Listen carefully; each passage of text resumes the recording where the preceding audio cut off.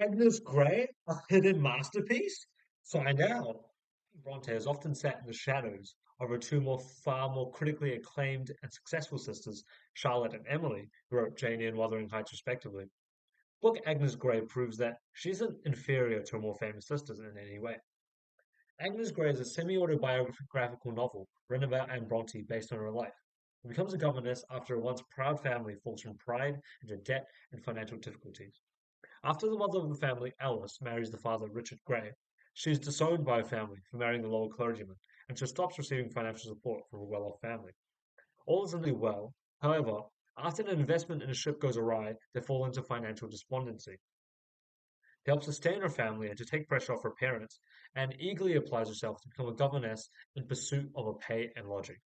So the novel was a literary recollection of her experiences dealing with the stuck-up, recalcitrant children that she's given the arduous task of governing and teaching.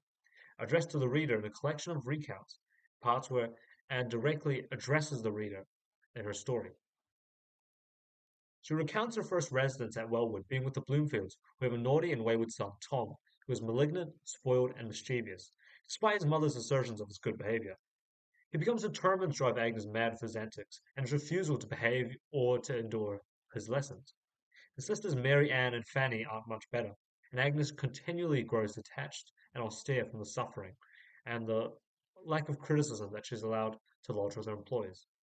The book follows as they refuse to do their homework and attempt to get Agnes in trouble. This is especially shown in the appearance of their uncle at the residence, who encourages the behavior and abuse of animals, even though Agnes is strongly, vehemently against it. Agnes's only respite is a return to her home, which she's allowed to have a few weeks at a time, where she reunites with her mother and her sisters, who seem to be the only ones who understand her. It's an oasis in her dull life full of annoyances and bitterness. Eventually, though, she, under the recommendations of her family, makes the move away from the Bloomfields and their property to a new family at Horton Lodge, after addressing many advertisements as well as placing her own for the role of a governess. Her new job, which offers £50 for her service, puts her at the service of two misses. There's Rosalie, who is excessively vain and obsessed with the acquaintances of men, spurred on by the encouragement of her family. The other is Matilda, who is excessively manly and tomboyish, swearing in an unladylike manner and taking excessive interest in hunting and the leisurely affairs of men. She attempts to raise them the right way, steering them into the right directions, away from the wrong men, but her warnings are unheeded.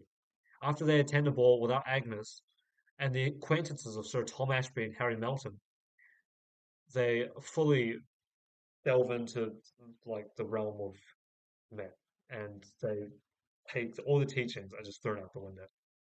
And something at the end of the book that Rosalie now marries with Mr. Ashby and with children reveals how miserable she has become and her regret at not having listened to Agnes Grey's advice.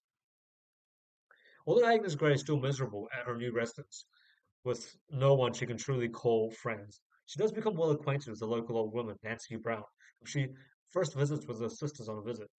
While the sisters treat Nancy and all the other poor people on the estate with indifference and an air of superciliousness, Agnes speaks to her wholeheartedly with manners about things, as a person.